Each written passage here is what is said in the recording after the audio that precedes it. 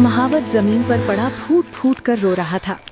श्री जगन्नाथ मंदिर के हाथियों वाले बाड़े में आज एक बहुत ही भयानक और रुला देने वाली उदासी छाई हुई थी। मंदिर का सबसे बूढ़ा, सबसे विशाल और सबसे प्यारा हाथी गजराज, जिसने पूरे 50 सालों तक भगवान का भारी भरकम रथ नंदी घोष खींचा था, आज जमीन पर लेटा अपनी आखिरी सांसें गिन रहा था। बुढ़ापे और बीमारी ने उस विशालकाय जानवर को तोड़कर रख दिया था। गजराज की बड़ी बड़ी आंखों से मोटे मोटे आंसू लगातार बह रहे थे। वो दर्द से कराह रहा था, लेकिन उसकी सूंड बार बार मंदिर की दिशा में उठ रही थी, मानो वो अपने प्राण त्यागने से पहले अपने मालिक, अपने जगन्नाथ को एक आखिरी बार पुकार रहा हो। रात के 2 बज चुके थे। महावत थक हार कर हाथी के पास ही रोते रोते सो गया था। तभी उस अंधेरे और बदबूदार बाड़े में एक हल्की सी दिव्य रोशनी फैली। चंदन और कपूर की एक बहुत ही मीठी महक हवा में घुल गई और उस सन्नाटे में 2 साए दबे पांव अंदर आए। एक साए ने मोटा सा सफेद कंबल ओढ़ा हुआ था और दूसरे ने एक पीला रेशमी कंबल। सफेद कंबल वाले साए ने अपनी नाक सिकोड़ते हुए फुसफुसा कर कहा, कन्हैया, तुझे इतनी रात को इस कीचड़ और गोबर से भरे बाड़े में आने की क्या सूझी? मेरे सारे सफेद कपड़े गंदे हो जाएंगे, और ये देख कितनी भयंकर बदबू आ रही है यहाँ। पीले कंबल से अपना गोल मटोल सांवला चेहरा बाहर निकालते हुए कालिया ठाकुर ने दाऊ दादा को घूर कर देखा और बोले, दाऊ दादा, आप चाहो तो बाहर जाकर खड़े हो जाओ, पर मैं अंदर ही जाऊंगा। मेरा गजू दर्द में है, वो मुझे बुला रहा है, मैं उसे इस हालत में अकेला नहीं छोड़ सकता। ये कोई और नहीं, साक्षात ब्रह्मांड के नाथ हमारे कालिया ठाकुर और उनके बड़े भाई दाऊ दादा थे, जो रात के अंधेरे में अपने रत्न सिंहासन को छोड़कर नंगे पैर अपने एक बीमार जानवर से मिलने चले आए थे। कालिया ठाकुर अपने छोटे छोटे कदमों से दौड़ते हुए सीधे उस विशालकाय हाथी के पास गए। उन्होंने इस बात की बिल्कुल परवाह नहीं की कि जमीन पर कितनी गंदगी और कीचड़ है। साक्षात भगवान उस कीचड़ में घुटनों के बल बैठ गए। उन्होंने अपने कोमल हाथों से उस विशालकाय सूंड को उठाया और अपने सीने से लगा लिया। जैसे ही कालिया ठाकुर के दिव्य हाथों का स्पर्श उस हाथी को हुआ, चमत्कार हो गया। गजराज का वो भयानक दर्द एक पल के लिए जैसे गायब हो गया। हाथी ने अपनी कमजोर आंखें खोली और सामने अपने कालिया ठाकुर को देखकर उसकी आंखों से आंसुओं की एक और धार बह निकली। उसने अपनी सूंड से ठाकुर जी के गालों को छुआ। कालिया ठाकुर फूट फूट कर रोने लगे। वो हाथी के माथे पर हाथ फेरते हुए बोले, गजू, मेरे प्यारे गजू, मुझे पता है तुझे बहुत दर्द हो रहा है। तूने 50 सालों तक चिलचिलाती धूप में, बारिश में, कंकड़ पत्थरों वाले रास्तों पर मेरा रथ खींचा है। तेरे पैरों से खून बहता था, पर तू कभी नहीं रुका। आज जब तेरी ये हालत है, तो तेरा ये ठाकुर तुझे कैसे छोड़ दे? पीछे खड़े दाऊ दादा भी ये नजारा देखकर पिघल गए। उनका वो सख्त स्वभाव आंसुओं में बह गया। दाऊ दादा भी आगे आए और उन्होंने अपने भारी हाथों से हाथी की पीठ सहलाई। लेकिन तभी बाड़े का तापमान एकदम से 0 से भी नीचे गिर गया। हवा बर्फ जैसी ठंडी हो गई। दाऊ दादा ने तुरंत कन्हैया के आगे आकर अपना हल तान लिया, क्योंकि सामने एक बहुत ही विशाल और काला साया खड़ा था। वो साक्षात मृत्यु के देवता यमराज थे। यमराज ने हाथ जोड़कर कहा, प्रभु, मुझे क्षमा करें। मैं नहीं जानता था कि आप दोनों यहाँ हैं, लेकिन इस प्राणी की उम्र अब पूरी हो चुकी है। इसका शरीर अब और दर्द नहीं सह सकता। मुझे इसके प्राण लेकर जाने की आज्ञा दें। कालिया ठाकुर झटके से खड़े हो गए। उन्होंने यमराज के सामने जाकर अपना छोटा सा सीना तान लिया और एकदम बच्चों जैसी लेकिन बहुत ही दमदार आवाज में बोले, नहीं यमराज, तू मेरे गजू को यहाँ से नहीं ले जा सकता। इसे दर्द है, मैं इसका दर्द ठीक कर दूंगा, पर ये मुझे छोड़कर कहीं नहीं जाएगा। यमराज ने सिर झुकाते हुए कहा, महाप्रभु, आप तो संसार के नियम बनाने वाले हैं। जिसका जन्म हुआ है उसकी मृत्यु निश्चित है। ये एक जानवर है प्रभु, इसने अपना जीवन जी लिया है। अगर मैं इसके प्राण नहीं लूंगा तो ये ऐसे ही रोज दर्द से तड़पता रहेगा। क्या आप अपने इस प्यारे हाथी को तड़पते हुए देख सकते हैं?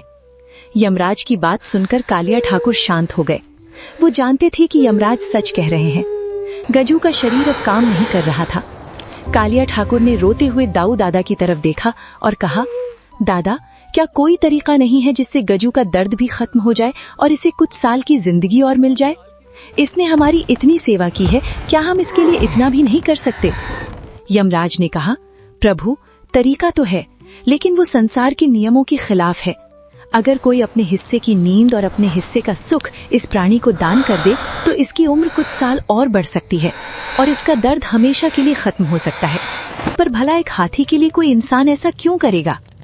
यमराज की बात पूरी भी नहीं हुई थी कि कालिया ठाकुर ने झट से कहा, मैं करूंगा। यमराज तो मेरी नींद ले ले, वैसे भी मुझे रात को नींद कहाँ आती है। मैं गजू को अपनी नींद और अपना सारा सुख देता हूँ, तू इसके प्राण छोड़ दे।